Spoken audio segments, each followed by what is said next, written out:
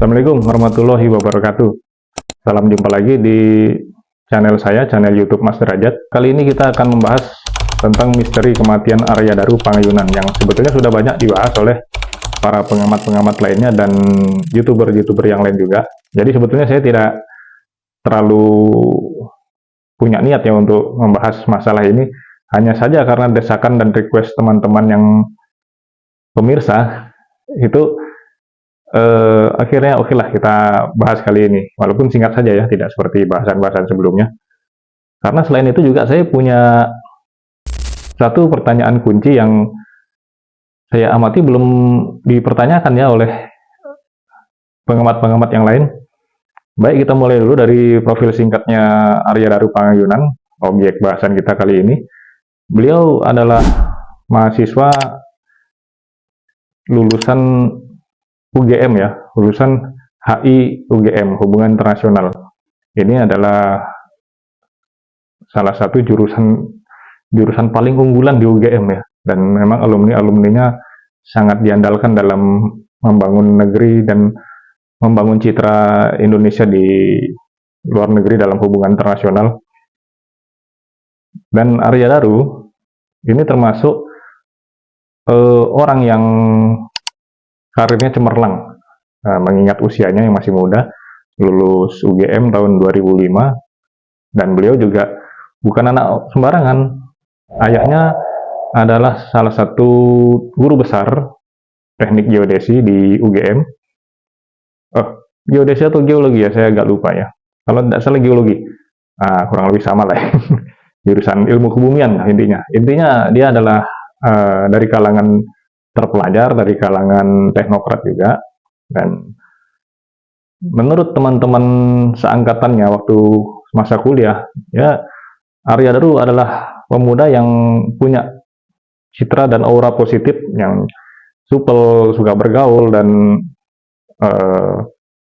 ramah juga ya, selain cerdas. Dan itu mungkin yang memperlancar ininya ya, memperlancar karirnya dia ya, dan orangnya cepat menangkap, cepat bisa membaca situasi. Kita langsung saja ke tanggal 8 Juli. Beliau ditemukan meninggal dunia dengan kondisi terikat lakban di seluruh wajahnya. Tapi badannya tidak terikat ya, cuman wajahnya saja sampai menutupi semua saluran pernapasnya, hidung, mulut, semua tertutupi oleh lakban warna kuning itu. Dan itu yang menyebabkan kematiannya, karena kehabisan oksigen begitu yang disampaikan oleh pihak dari tim forensiknya RSCM ya, waktu jumpa pers bersama pihak Polda, Bareskrim Polda Jaya. Nah, beliau ini ditemukan tewas pada tanggal 8 Juli, hari Selasa. Ini agak melantur dikit ya saya, jadi mengingatkan pada 8 Juli 2003 juga ada kasus Sambo, kalau Anda ingat ya. Nah, kasus Sambo ini kan ternyata rekayasa juga ya.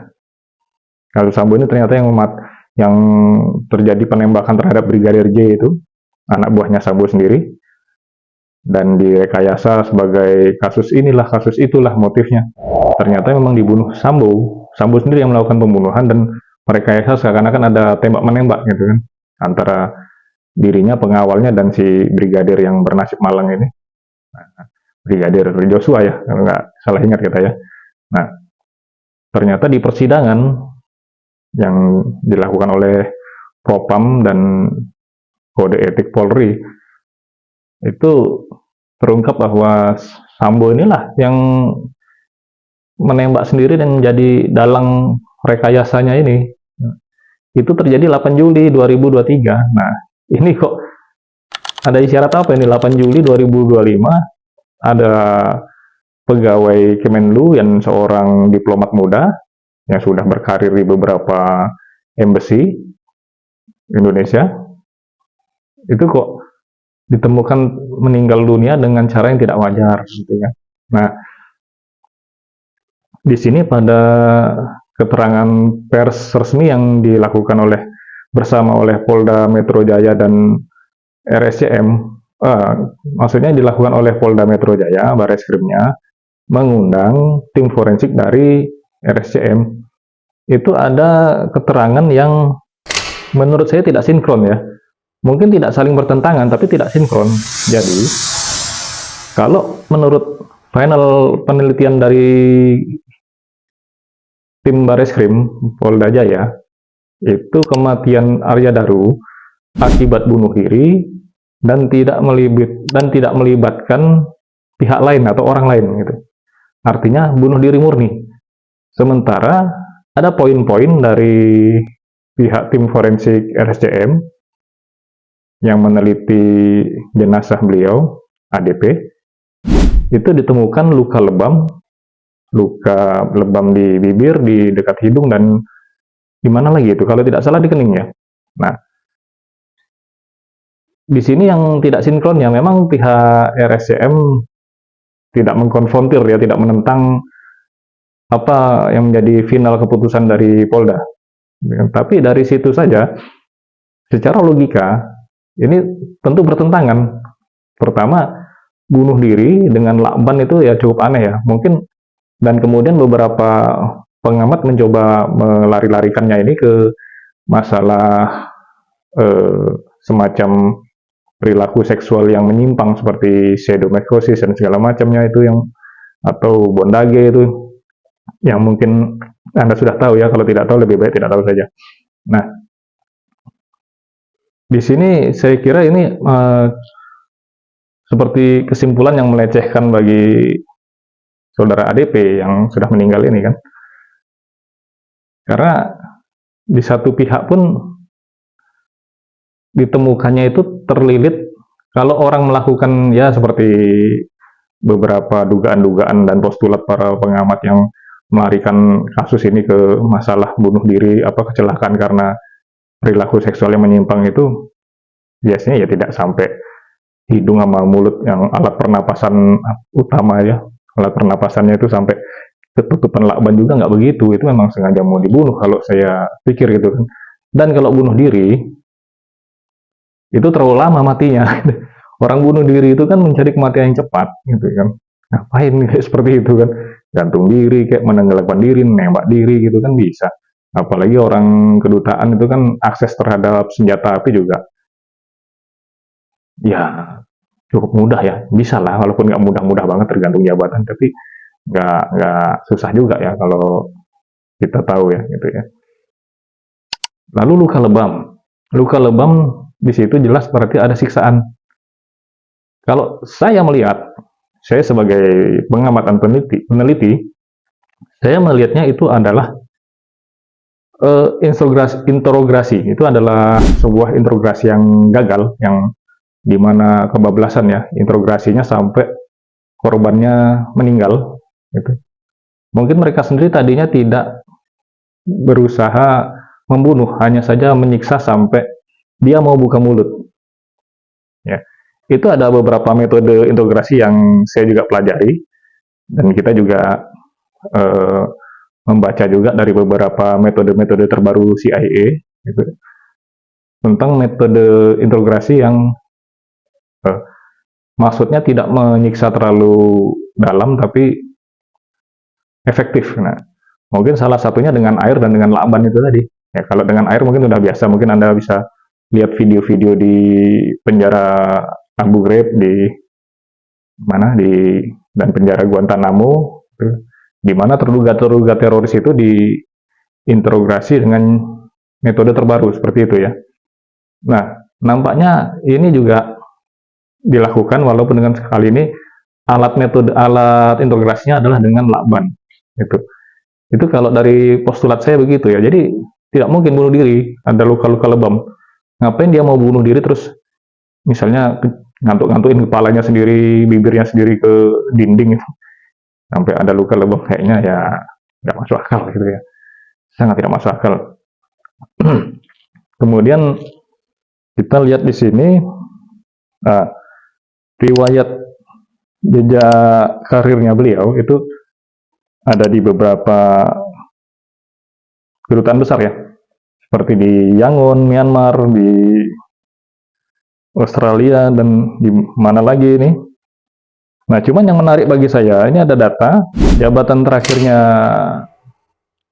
Arya Daru Pangayunan ini sebagai diplomat muda adalah pada Direktorat Perlindungan WNI, Kementerian Luar Negeri. Nah, Direktorat Perlindungan WNI ini adalah direktorat yang paling lekat berhubungan dengan penyidikan mengenai tindak perdagangan orang atau TPPU atau Inggrisnya human trafficking ya. Nah, di sini sensitifnya. Ini nanti kaitannya bisa juga dikaitkan dengan pembekuan rekening yang dilakukan PPATK dan Presiden kemarin. Walaupun cuma 1 hari ya. Nah, ini ada kaitannya juga itu nanti.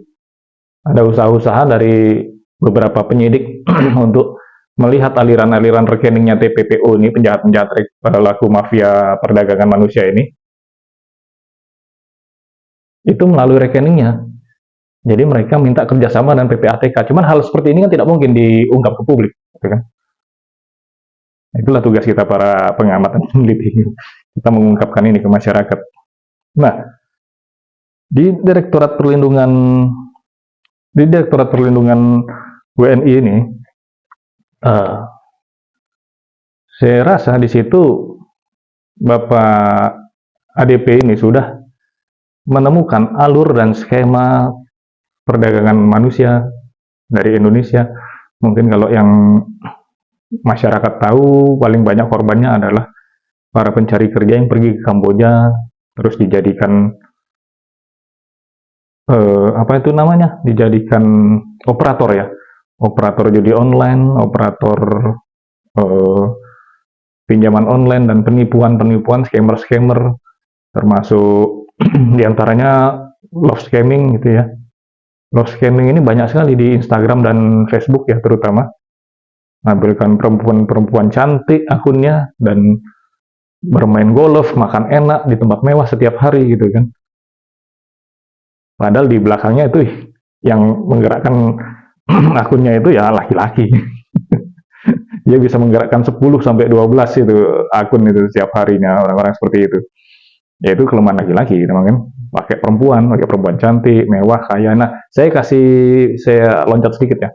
Saya kasih tips ya buat Anda para pria terutama ini yang biasanya terkena love scamming dari modus-modus seperti itu.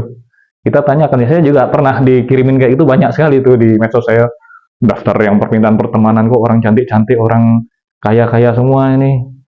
Ya kita tanya aja pada diri kita sendiri, emang kita siapa? Ada perempuan seperti itu kok mau kenalan sama kita itu kan?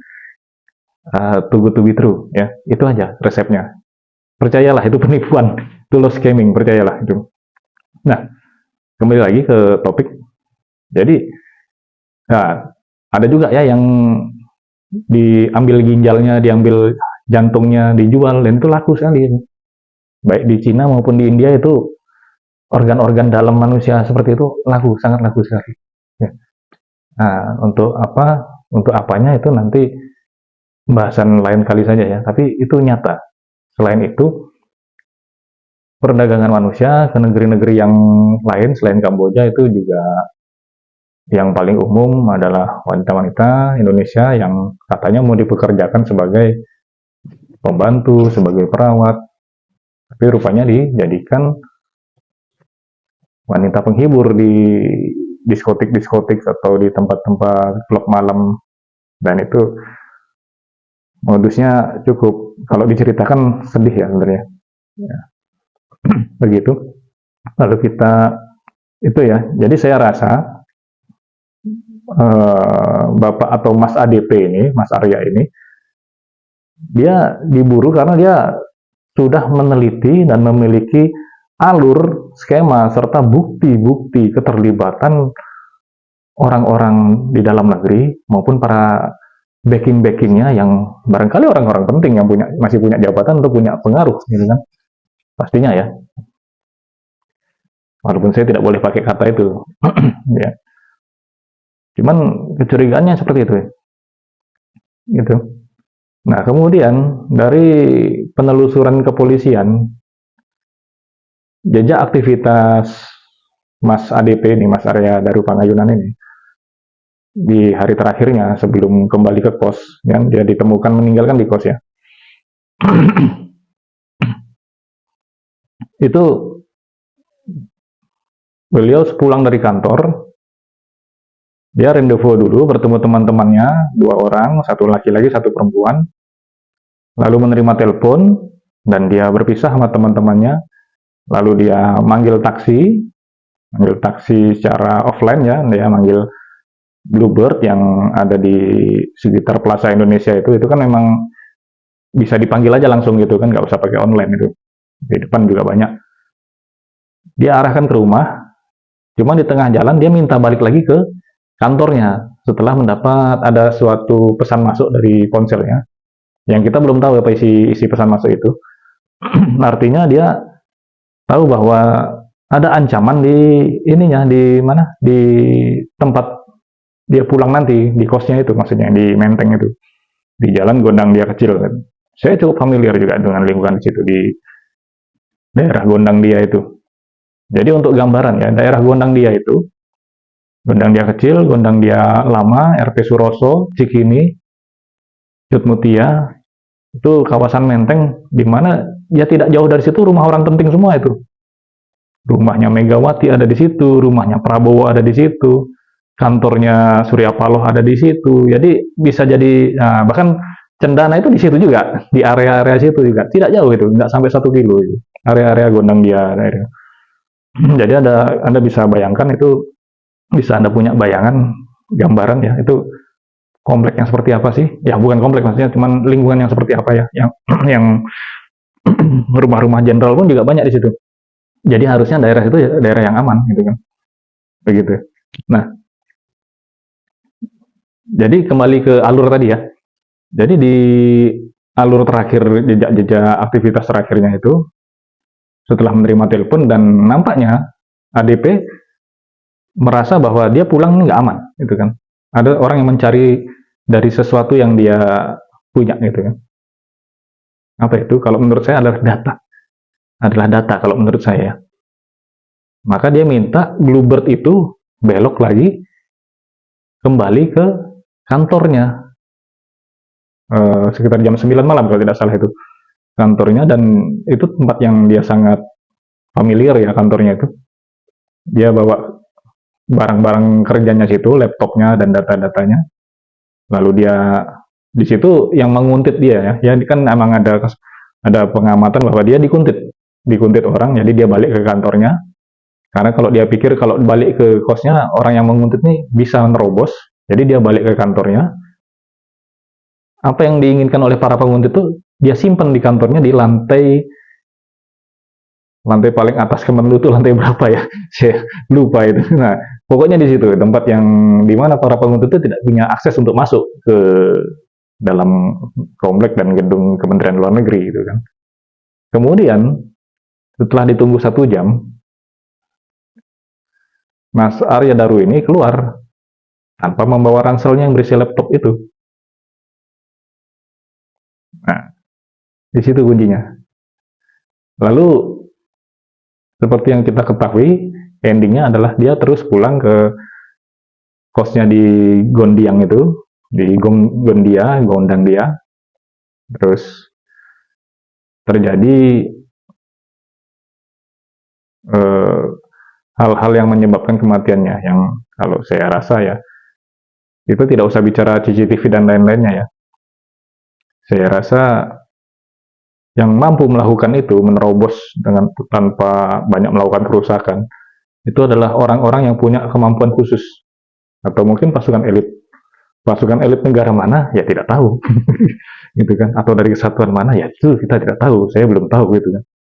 Tapi itu postulat saya, dan ini bisa jadi bahan penelitian lebih lanjut. Jadi intinya apa dari kasus ini? Belum ada intinya kecuali satu, apa yang dia taruh di Kementerian Luar Negeri itu, laptopnya, itu yang diikutin. Walau udah laptop, itulah yang diikutin. Atau ada data di laptop itu, atau di harddisknya dia, atau di USB-nya dia.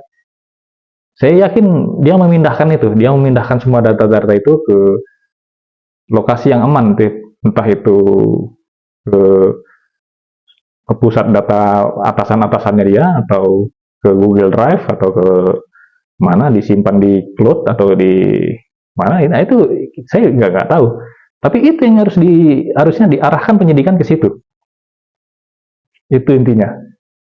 Jadi begitu saja ya, terima kasih.